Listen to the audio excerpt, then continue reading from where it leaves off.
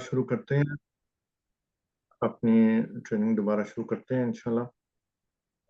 अब नया topic start हो रहा है, ले शार्जमो। ठीक है जी। अब ले शार्जमो क्या मतलब है कि गाड़ी में जब आपने बैठना, तो आप हो सकता है बंदे भी बैठे हैं और उसमें आप सामान भी रखें। ठीक है जी। जब आपने गाड़ी में सामान रखना है तो कैसे रखना है? ये इस तरह से नहीं रखना कि जहां पे दिल किया मैंने सामान रख दिया। उससे गाड़ी का एक तो बैलेंस खराब होता है। अगर आपने भारी चीजें एक साइड पे रख दी, अब वो गाड़ी उस साइड से वजनी हो जाएगी और नीचे को हो जाएगी, तो गाड़ी का बैलेंस खराब होगा।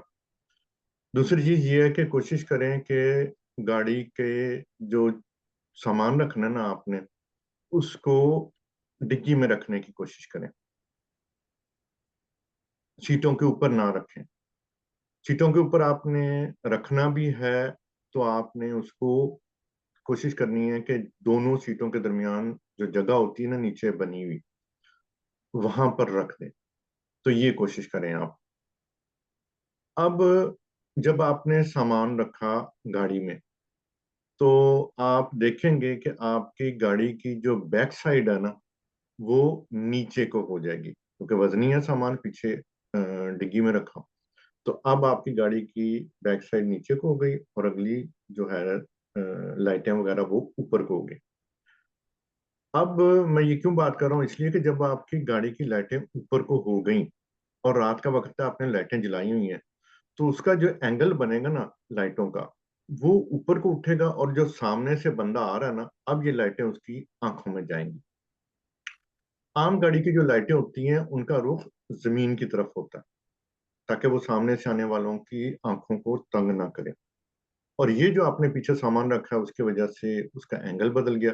तो अब ये देखें स्क्रीन पे राइट साइड पर जो बटन बना हुआ है गाड़ी में ये लगा होता है, इसको आप फेरेंगे फिरकी को, तो ये बता रहा है कि अब इसको नीचे को करेंगे तो आपकी गाड़ी की लाइटें जो हैं उसका रुख जमीन की तरफ चला जाएगा। अगर आपने गाड़ी में पीछे चीजें रखी हुई हैं, उसका रुख अगली लाइटों का नीचे को चला जाएगा और सामने से आने वाले को तकलीफ नहीं होगी। अब अगर आपकी गाड़ी खाली है, आप दूर तक देखना चाहते हैं, तो आप इस बटन को ऊपर को करें तो इसकी गाड़ी की लाइटें थोड़ी सी ऊपर हो जाएंगी, आंखों तक फिर भी नहीं पहुंचेंगी, लेकिन ये कि अब आपको ये सड़क दूर तक दिखा देगी। ठीक हो गया। अब आ गया मसला गाड़ी में, ये जो मैंने अभी लफ्ज बोला था कि कोशिश करें पीछे गाड़ी में सामान ना रखें सीटों पे, या गाड़ी की बैक साइड पर जो कोफ के ऊपर फट्टा सा रखा होता है ना, उस पर आपने कोई सामान नहीं रखना। मिसाल के तौर पर पानी की बोतल या दूसरा तीसरा सामान। उसमें प्रॉब्लम क्या है? अब देखिए, जब गाड़ी चल रही होती है तो गाड़ी में जो बंदा बैठा होता है उसकी स्पीड की वजह से उसका वजन बढ़ जाता है। इन्होंने हिसाब लगाया हुआ है कि 110 की स्पीड के ऊपर जो बंदा है उसका वजन 10 गुना बढ़ गया। अब दो मिसालें ले लेते हैं। पहली तो मिसाल, पानी की बोतल आपने पीछे रख दी, अब वो वैसी फ्री है बोतल, इधर फिर रही है इधर फिर रही है। आप जा रहे हैं 110 की स्पीड पे, आपने ब्रेक लगाई जोर से एकदम से, या आपकी गाड़ी की आगे सामने सीधी टक्कर हो गई, आपकी गाड़ी रुक गई, बोतल तो नहीं रुकी, अभी वो सफर कर रही है। अभी जब उसने सफर करना है तो आपने उसने अपना सफर जारी रखना है। उसको बेल्ट नहीं लगी, कोई चीज उसको रोक नहीं रही, वो फ्री है, वो निकल जाएगी। अब 1.5 किलो की बोतल है पानी की, उसको 10 से जरब दे लें, कितना बन गया? 15 किलो। अब 15 किलो की चीज अपनी जगह से उठ के आपके सर के पिछले हिस्से पे आके लगे, तो आपका सोच सकते हैं क्या हाल होगा, और उसकी स्पीड भी होगी। इसी तरीके से दूसरी चीजें आपने जो पीछे रखी हुई हैं। एक और पॉइंट इसमें निकाल लेते हैं।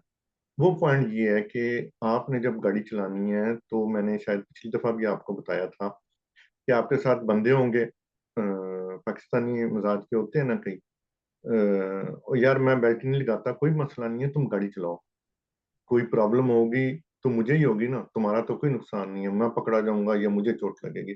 आपने गाड़ी नहीं स्टार्ट करनी, आपने उन्हें कहना है कि भैया अपनी बेल्ट लगाएं, या मैंने गाड़ी नहीं चलानी जब तक आप बेल्ट नहीं लगाएंगे। क्यों? आप कह रहे हैं आपका नुकसान होगा, ऐसे नहीं है।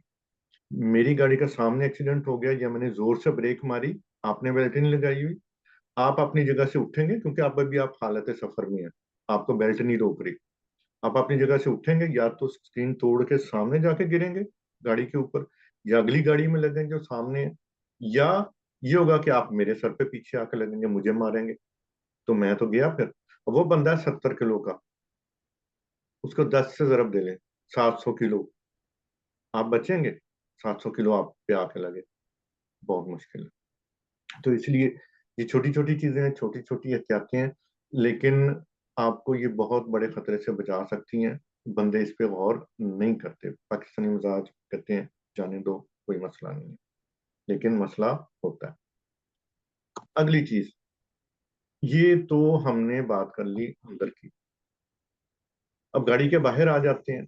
गाड़ी के बाहर जो आपने सामान रखना है, मिसाल के तौर पर लोग जब जाते हैं, अब ये सवाल आते हैं ये वाले भी ना इम्तिहान में, गाड़ी के पीछे जो साइकिल रखनी है, लोग वकांस पर जा रहे हैं, साइकिल साथ ले जाते हैं कि वहां पर जाके चलाएंगे। अब ये साइकिल इस तरीके से लगानी होती है कि इसकी वजह से गाड़ी की नंबर प्लेट ना छुपे। ये देखें, इसमें तस्वीर में नजर आ रहा है ना कि इसको लगाने की वजह से नंबर प्लेट भी छुप गई, और जो गाड़ी की लाइटें हैं वो भी छुप गई। नंबर प्लेट छुपा ली, इसका मतलब पुलिस आपका नंबर नोट कर सकती। गाड़ी की लाइटें छुप गई, इसका मतलब आपने ब्रेक मारनी है, नहीं भी ब्रेक मारी, रात के वक्त आप जा रहे हैं, पिछली गाड़ी को तो नजर ही नहीं आएगा कि आगे सुरख लाइटें जा रही हैं, गाड़ी जा रही है, वो तो आके आपको सीधा ठोक देगी। लिहाजा आपने ये चीज, इसकी एहतियात करनी है। ये हो गई गाड़ी की बैक साइड पर आपने कोई सामान लादा। अब आ गया गाड़ी की छत का मसला। आपकी गाड़ी की छत के ऊपर जो आपने सामान रखना, अब इसको देख लें। ये ऊपर जो है ना, कोई चीज आपने रखी, इसकी आगे साइड पर कितना ये गाड़ी से बाहर निकल सकती है? अगर तो कोई लंबा फट्टा है, कोई आप सीढ़ी लेके जा रहे हैं, या कोई चीज है, गद्दा है वगैरह, अब गाड़ी के अगले हिस्से से गाड़ी का जो आगे हेडलाइट्स है ना, यानी सिर है अगले अगले गाड़ी का, खत्म हो रहा है जहाँ पे, वहां से आगे ये सामान जो है आपका आगे नहीं निकल सकता। इससे आगे निकलेगा, जुर्माना होगा, और वैसे भी ये चीज बैलेंस नहीं रहती। और गाड़ी के पीछे क्या है, इसमें दो सूरत बनती हैं। अगर वो 1 मीटर तक है गाड़ी के पीछे, कोई मसला नहीं है, आप ऐसे ही चला सकते हैं गाड़ी। लेकिन अगर वो गाड़ी से पीछे 3 मीटर के फासले तक है, 3 मीटर से ज्यादा तो इजाजत ही नहीं है ना, 3 मीटर तक लेके जा सकते हैं, लेकिन 3 मीटर तक गया अगर, तो अब आपको क्या सूरत हाल होगी, 1 मीटर से लेके 3 के दरमियान क्या आपने करना है? आपने पीछे एक सुरख लाइट जो है उसको लटकाना है। गाड़ी से कनेक्ट करके पीछे सुरख लाइट लगानी है, या वो गाड़ी से अगर कनेक्ट नहीं करनी, वो खुद ही जो ऑटोमेटिक जल जाती हैं लाइटें, उसको लटकाना है, ताकि रात के वक्त वो नजर आ सके किसी से आने गली वाली गाड़ियों को, क्योंकि उसकी तवज्जो बाजू का इसके ऊपर नहीं होती। सीधा जब बंदा देखता ना, तो वो बारीक सी होती है सीढ़ी मसलन, वो नहीं नजर आएगी, वो पीछे से आके इसमें लगेगा और मारेगा। एक चीज अंदर वाले जो आपने सामान वगैरह रखना, उसमें एक चीज मजीद ये कि ये आप देख रहे हैं कि जानवर भी लोग गाड़ी में लेके जाते हैं। अब ये जो छोटे जानवर है ना, मिसाल के तौर पर बिल्ली हो गई या छोटे जानवर, उनके लिए लाजमी है कि आपने उनको, ये जो जानवरों के लिए बना होता है ना दड़बा सान का, इसको लाजमी आपने यूज करना। ठीक है। अब अगर आप ये नहीं यूज करेंगे तो आपको जुर्माना होगा। दूसरी चीज ये है कि आपने, अगर बड़ा जानवर बीच में है, मतलब बहुत बड़ा कुत्ता है, अब आप इसको तो इसमें डाल नहीं सकते। तो आपने अब क्या करना है कि उसको, उसका जो बंदे का संचार लगाते हैं ना, उसमें जगह होती है क्लिप लगाने की। तो अब आपने उसका जो गले में रस्सी बांधी होती है ना, अब आपने उसको उसमें बांधना। उसमें क्लिक में क्लिक की आवाज आएगी, वो अंदर आप करेंगे तो वो चला जाएगा। अब अ, इसमें एक सूरत हाल और भी हो सकती है। ये जो बेल्ट उसकी लगी है, उसके अलावा ये भी होती है कि बाजार से वो फीले मिलते हैं, उसे जाल कहते हैं। पिछली सीट और अगली सीटों के दरमियान में वो लगाया जा सकता है। उससे ये होता है कि अचानक एक्सीडेंट हो तो वो कुत्ता जो है ना, वो फिर अपनी जगह से उठ के आप पर नहीं आके गिरेगा। अगर कुत्ते को बेल्ट ना लगाई जाए, उसमें एक नुकसान ये भी होता है। बेल्ट लगाना नहीं, मतलब मैं कह रहा हूँ उसको, उसकी जो रस्सी है उससे नहीं बांधेगी बेल्ट वाली जगह पे। उसका नुकसान ये होता है कि फर्ज करें एक्सीडेंट हुआ, शदीद एक्सीडेंट हो गया, आप बहुत जख्मी हो गए, आप अपनी जगह से हिल नहीं सकते, कुत्ता बांधा नहीं हुआ। अब वो कुत्ता तो अपनी जगह से उठा है, जहां भी लगा उसके जो चोटें लगी, जो जख्मी। अब इस सूरत हाल में कुत्ता भी स्ट्रेस में आ जाता है। उसने क्या करना है, उसने स्ट्रेस में आके या जख्मी होने की सूरत में उसने हो सकता है आपको ही काट ले पकड़ के। जानवर है, आपको नहीं काटेगा तो अब जो बंदे आए हैं आपकी मदद करने के लिए, पोंपिया वगैरह, वो उनको पड़ जाएगा, वो आपकी मदद नहीं कर सकेंगे।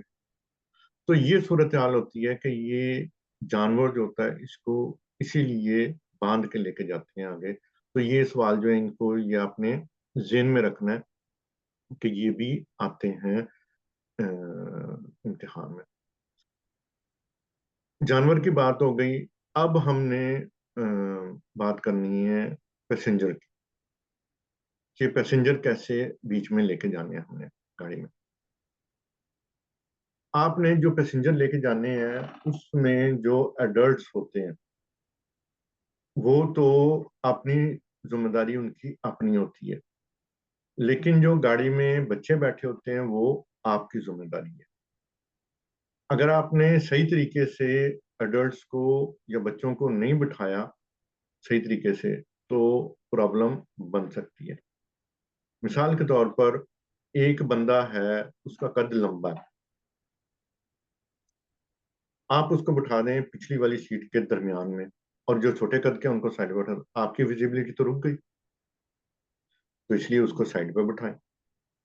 फिर ये है कि जो अभी मैंने बात की थी कि जो बैठा है उसको आपने कहना भाई अपनी बेल्ट लगाओ, जो बड़ा बंदा, उसने बेल्ट लगानी लगानी है। अगर वो बेल्ट नहीं लगाएंगे तो आप प्रॉब्लम में फंसेंगे। बेल्ट के अलावा एक दूसरी सिचुएशन ये होती है कि आगे बंदे जो बैठे हैं, ये आपने देखा है ना, जिस तरह इसने टांगे डैशबोर्ड के ऊपर रखी हुई हैं, तो इस तरह की शोखी कर रहे होते हैं कई बंदे मूड में आके, मजे में। तो ये सूरत हाल बड़ी खतरनाक होती है। क्यों? जब गाड़ी का एक्सीडेंट हुआ आगे, आपको पता है कि इसमें एयर बैग लगे होते हैं गाड़ी में, ड्राइवर का भी होता है, पैसेंजर का भी होता है। पैसेंजर का डैशबोर्ड पे लगा होता है एयर बैग। अब उसने, डैशबोर्ड वाले ने खुलना है। एयर बैग खुलता है ना जब, तो वो पीछे को निकलता है तो उसकी स्पीड बहुत ज्यादा होती है, 200-300 किलोमीटर फी घंटा की रफ्तार से वो निकलता है। वो इसलिए होता है कि बंदे के डैशबोर्ड तक पहुंचने से पहले पहले वो उसके आगे आ जाए और बंदे का सर आगे ना जाके लगे, जख्मी ना हो, इसलिए वो तेजी से निकलता है। अब जब वो तेजी से निकला, उसने इसकी बंदे की टांगे जो है ना, उसको पीछे को धक्का देना।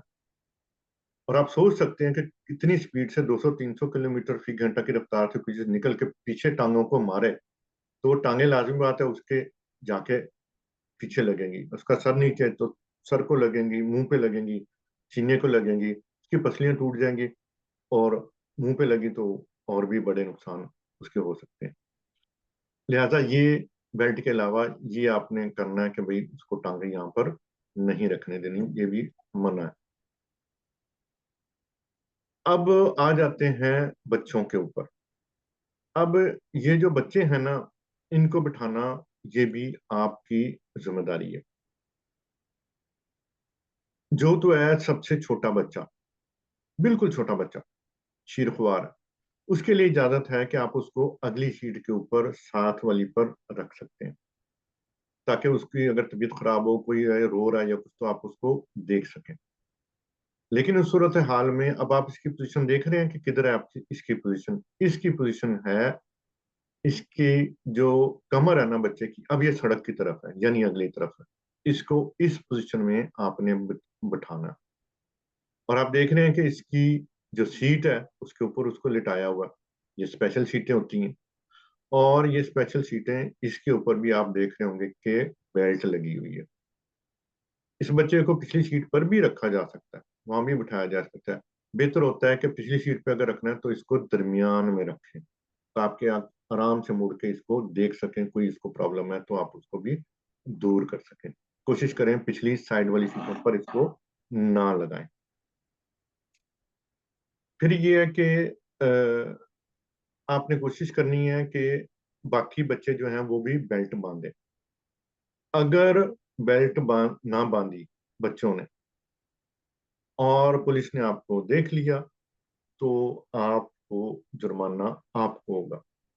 अगर किसी एडल्ट ने बेल्ट नहीं लगाई हुई, वो आपकी गाड़ी में बैठा हुआ है, तो जुर्माना उसको होगा, आपको नहीं होगा। ठीक है। तो ये इसमें फर्क है बड़ों में और बच्चों में। फिर बच्चे अगर बैठे हुए हैं तो आपने कोशिश करनी है कि उनके लिए थोड़ी बहुत खुराक ले लें। बच्चों के लिए सफर पे जाना है तो खाना ले लें, जूसेस वगैरह कोई ले लें, कोई गेमें वगैरह ले लें। और फिर रास्ते में अगर रास्ता लंबा है तो आपने रुकना भी है। हर 2.5 घंटे के बाद आपने रुकना। सड़क के किनारे बने होते हैं यानी यानी पार्किंगें बनी होती हैं, वहां पे निकल के अपनी टांगें सीधी करें। किसी ने टॉयलेट जाना है, बच्चों ने या कुछ ने, तो उसमें जाएं। खाना पीना कुछ, फिर बंदा फ्रेश हो जाता है। मुसलसल गाड़ी बहुत दूर तक नहीं चलानी। अगला सेक्शन स्टार्ट करते हैं। ड्राइविंग लाइसेंस परमिट जो आपको मिलती है, उसके बाद से लेके 3 साल तक का जो सफर है आपका, उसकी बात कर लेते हैं। जब आपने ड्राइविंग लाइसेंस पास किया है, तो जो आपको परमी मिली है, ये आपके लिए कोई परमानेंट डिप्लोमा नहीं होता। डिप्लोमे का क्या मतलब है? मैंने मसलन मैट्रिक पास किया, मुझे एक डिप्लोमा मिला, वो सारी जिंदगी के लिए वैलिड है, वो मेरे से कोई ले नहीं सकता। लेकिन ये जो परमी आपको मिलनी है, ड्राइविंग लाइसेंस मिलना ना, ये एक किस्म का कॉन्ट्रैक्ट है आपके और हुकूमत के दरमियान। कि भाई, कॉन्ट्रैक्ट ये है कि इसे आपको गाड़ी चलाने का इख्तियार है, लेकिन आपकी जिम्मेदारियां भी हैं। आपकी जिम्मेदारी क्या है कि आपने कौदुल्लाहूद को फॉलो करना। आप अगर कौदुल्लाहूद को फॉलो नहीं करेंगे, अच्छे तरीके से गाड़ी नहीं चलाएंगे, तो आपके पॉइंट काट लिए जाएंगे। अगर आप गाड़ी सही तरीके से चलाते रहेंगे, तो ठीक है। आप जितनी देर आप सही गाड़ी चलाएंगे, आप चलाते रहें, नहीं तो आपको प्रॉब्लम बनाएंगे। अब 3 साल का जो मैंने लफ्ज बोला था, वो क्यों बोला था? इसलिए कि 3 साल का ये जो अरसा होता है, इसको एक खास नफर बोलते हैं, इसको कहते हैं प्यामी फोबातवा। यानी वो वाली परमी जिसे कच्ची परमी आप कह सकते हैं। परमी तो मिल गई लेकिन अभी कच्ची है। ये वो अरसा होता है जिसमें ड्राइवर जो होता है उसने अपना दिखाना होता है कि मैं गाड़ी सही चला सकता हूँ। जब आपको ड्राइविंग लाइसेंस मिला, तो ये देख रहे हैं आपको कितने पॉइंट मिलते हैं। आपको 6 पॉइंट मिलते हैं। ये भी जेन में रखें, ये भी सवाल आते होते हैं ये वाले। ये जो मैं आपको सारी चीजें बता रहा हूँ, ये घूम फिर के सीरीज में ये सवाल आएंगे, पढ़ने के लिए भी और इम्तिहान में भी आते रहते हैं। आपको 6 पॉइंट मिलते हैं और आपने गाड़ी के पीछे ए का स्टिकर लगाना हो। ठीक है। अब जब आपको ये मिल गया, ये स्टिकर, ए का मतलब होता है अपहोमती, यानी अभी ये नया ड्राइवर है, ये सीख रहा।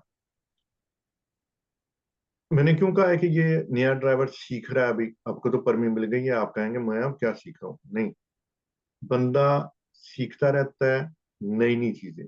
और कितने अरसे तक सीखता रहता है? 3 साल तक सीखता रहता है। इन्होंने हिसाब लगाया हुआ है कि पहले 6 महीने जब इसको परमिट मिलती है ना, तो ये सारी चीजें टेस्ट कर रहा होता है। कभी स्पीड मारेगा, कभी ये इधर को निकलेगा, मैं इस तरह मुड़ सकता हूँ, कभी कुछ कभी कुछ। जब 6 महीने गुजर जाते हैं ना इसको टेस्ट करते करते नए स्टूडेंट को, तो फिर उसके बाद ना इसने जो सारा कुछ देख लिया होता है, फिर ये स्लो डाउन होना शुरू हो जाता है। ऐसा लगता है, भाई मैं अब ठीक गाड़ी चलाता हूँ। फिर उससे लेके 3 साल के अरसे तक, 3 साल खत्म होने तक ये और भी चीजें सीखता है। थोड़ी होती हैं सीखने के, लेकिन होती हैं फिर भी। तो ये जो 3 साल का अर्थ है, अब इसमें क्या होगा, इसके ना पॉइंट मिलने शुरू हो जाएंगे। आपने 1 साल आपका मुकम्मल हो गया, तो अब आपके पॉइंट 2 मिल गए आपको, मजीद 6 पॉइंट थे, आपके पॉइंट 8 हो गए। 1 साल आपने मजीद गाड़ी चलाई, 2 साल हो गए पूरे, आपको फिर दो दो पॉइंट मजीद मिल जाएंगे, आपके 10 पॉइंट हो जाएंगे। और जब तीसरा साल खत्म हो जाएगा, मजीद 2 पॉइंट मिलेंगे, आपके 12 पॉइंट हो गए। और आपका पीरियड खोबातवा यानी कच्ची परमी खत्म हो गई। अब आप एक्सपीरियंस ड्राइवर कंसिडर होंगे।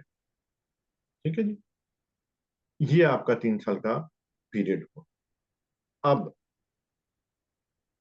ये थी ड्राइविंग, एक जिसे कहते हैं परमी बे क्लासिक, रवायती, आम परमी जो पास करते हैं 18 साल से ऊपर।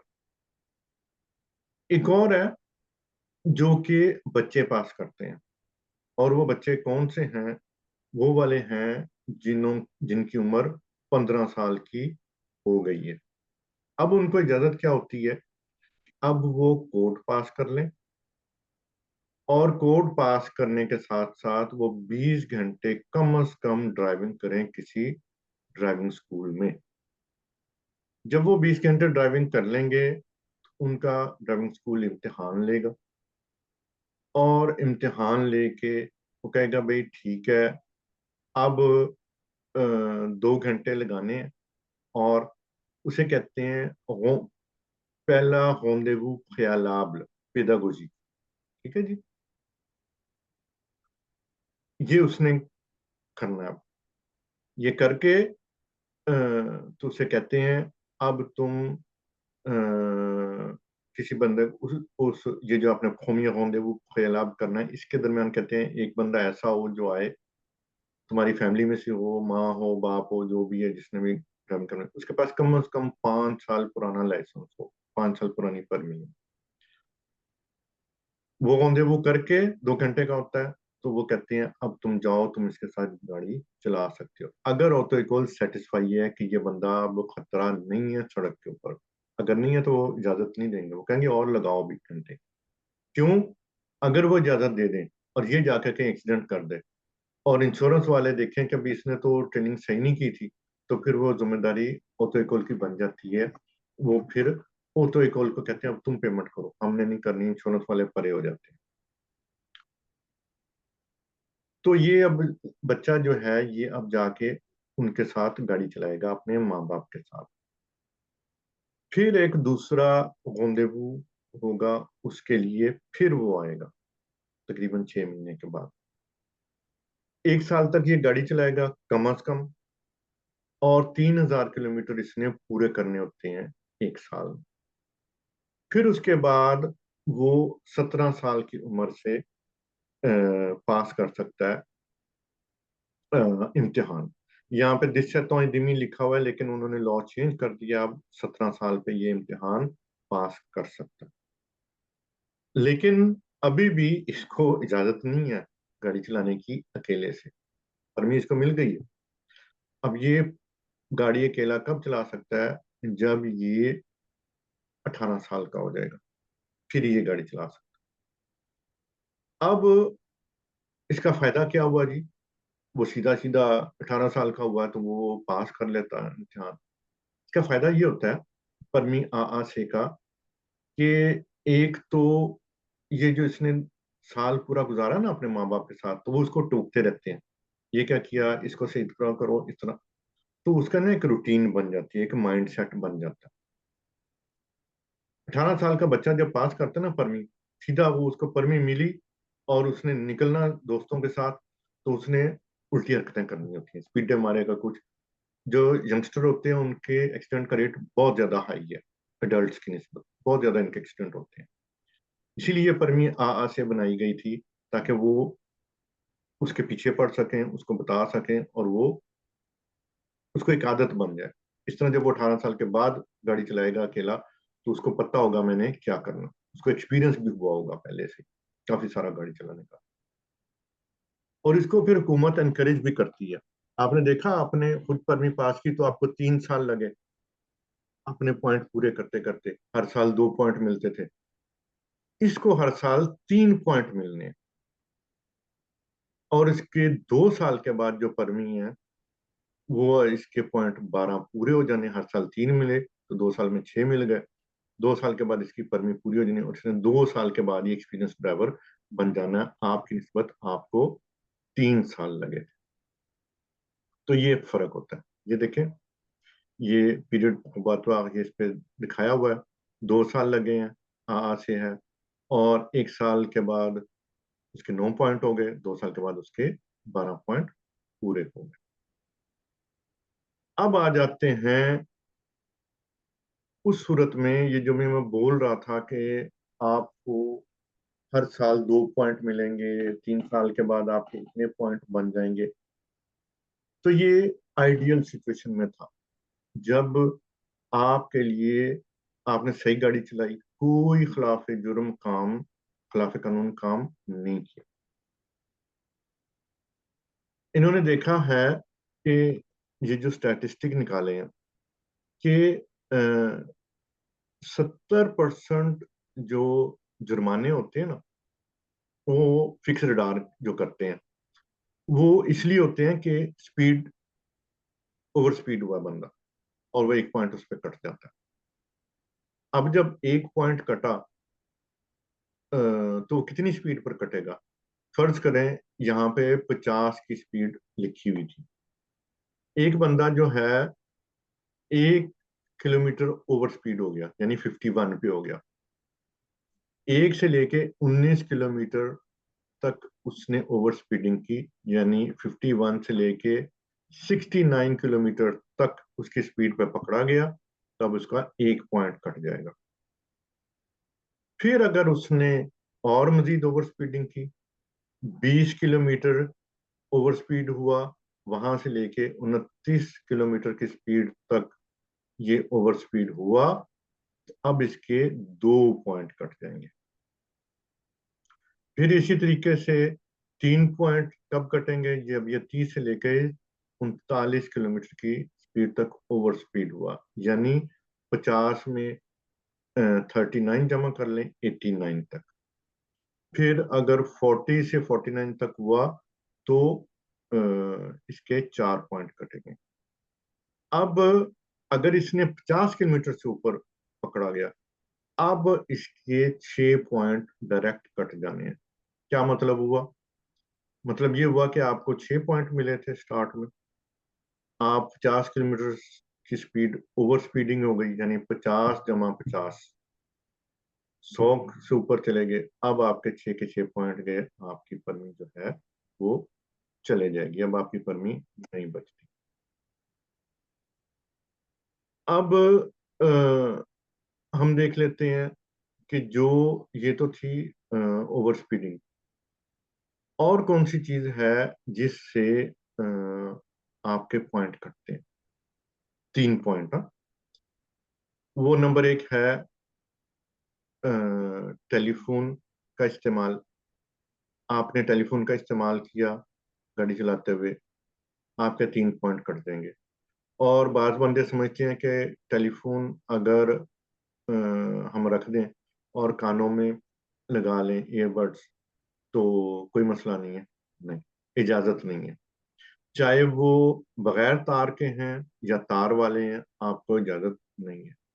आप टेलीफोन को गाड़ी के साथ कनेक्ट कर लें, और गाड़ी के जो स्पीकर होते हैं उसके जरिए आप बात करें, उसको ये बर्दाश्त कर लेते हैं। जो कानून में लफ्ज हुआ है इस्तेमाल इस तरह के यूज से, जो कि आप ब्लूटूथ के जरिए गाड़ी में कनेक्ट कर लेते हैं, वो इजाजत का लफ्ज इस्तेमाल नहीं हुआ, वो टॉलरेंस का लफ्ज इस्तेमाल हुआ, यानी बर्दाश्त किया जाता है।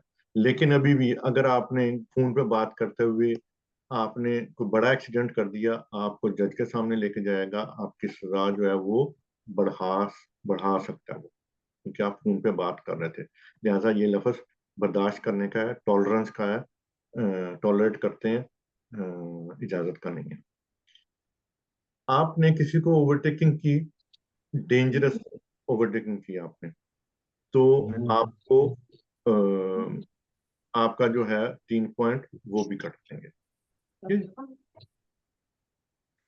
फिर ये है कि आपने अगर बेल्ट नहीं लगाई हुई, आपके 3 पॉइंट कट देंगे। और मोटरसाइकिल वालों, ये करीम भाई अपना कैमरा बंद कर लीजिए। Okay okay. अ, फिर ये है कि अगर जो मोटरसाइकिल वाले हैं उन्होंने कास्क नहीं पहनी हुई, सर पे हेलमेट नहीं पहना हुआ, उनके भी 3 पॉइंट कट जाते हैं। अब कुछ लोग गाड़ी चला रहे होते हैं, चलाते चलाते तंग आए होते हैं, जल्दी घर पहुंचूं, स्टॉप आ गया, या इशारा आ गया, इशारे पे निकल गए, स्टॉप पे नहीं रुके, गली मुड़े, साथ ही पुलिस वाला खड़ा था, उसने कहा भी आ जाओ साइड पे, अब वो आपके 4 पॉइंट काट लेगा। ठीक है? अब देखें, ये जो इशारा काटना है ना, इसमें ये जरूरी नहीं होता कि आपने सुरख इशारे में गुजरे हैं तो फिर ही 4 पॉइंट कटेंगे। ये आपके 4 पॉइंट ये पीले इशारे पर भी काट सकते हैं। मैंने लफ्ज भी बोला। पीला इशारा दो किस्म का होता है। एक इशारा था, आप इशारे के नजदीक हैं, बिल्कुल नजदीक पहुंच गए, अब इशारा पीला हो, अब आप ब्रेक मार के रुकना भी चाहें तो आपकी गाड़ी नहीं रुकेगी, अब आपको इजाजत है आप गुजर जाए।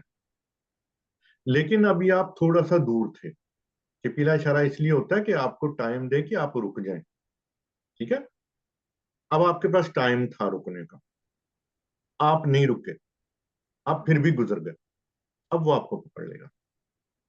तो ये दोनों तरह के इशारे जो होते हैं ना, इस पर ये आपने खास तौर पर ध्यान करना है। जब आपने ड्राइविंग के लिए भी जाना है ना, स्टूडेंट यही सवाल करते हैं, वो जी पीले इशारे में गुजर सकते हैं, पीले इशारे में नहीं भाई, पीले इशारे दोनों किस्म के हैं। अगर आप रुक सकते हुए, आपको रुकना चाहिए, और आप नहीं रुकेंगे, गुजर जाएंगे, वो आपको फेल कर देगा इंस्पेक्टर।